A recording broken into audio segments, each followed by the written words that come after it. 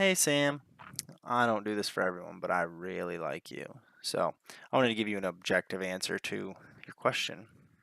So I looked it up myself. This is the data from the FBI statistics. I downloaded the Excel from the FBI website. It's from 2011, so it's a little old, but so I was just looking at cities with high rates of gun ownership and cities with low rates of gun ownership. This yellow column is robbery. The red column is murder. So, City of Cheyenne, they have the highest per capita gun ownership in the United States, is what I looked up. So, they had 25 instances of robbery for their 60,000 citizens, so that works out to about a rate of 0.04%. They also had 2 murders, so that's also incredibly low. Then I looked at the city of Chicago. City of Chicago, the robbery rate versus the population was about 0.52%, and they had 431 murders. This is also a city with very strict gun control. Next, I looked up Jackson, or this is Houston, Texas. So Houston, Texas. So they have loose gun control. 0.38 is the robbery rate based on the population. 198 murders.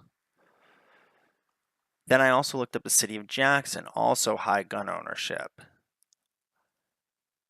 0.46, 52 murders.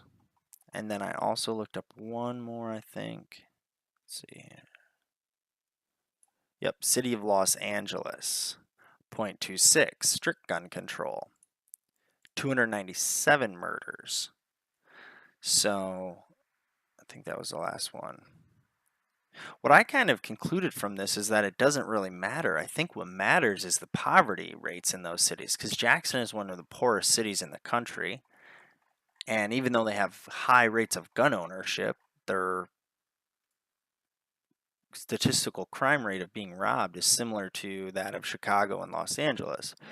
Los Angeles has really strict gun control, but it's much, much lower than Chicago. So why aren't they correlated? So if Chicago has really strict gun control and so does Los Angeles, why does one have way more rates of robbery and murder than the other? I don't know. I think what it has to do is the poverty, the amount of poverty per capita. I think if you started looking at the amount, instead of using the population, you looked at the people who were impoverished, I think that would be a better number, but I'm not going to go to all that trouble right now, but I might someday. The other thing that I noticed too was if you Google this and try to find other sources other than doing it yourself, you can find them either way. People will tell you, oh, gun ownership reduces crime with a certainty, and then you can find other articles that say gun ownership has nothing to do with crime. So I think it has everything to do with poverty and probably very little to do with gun ownership.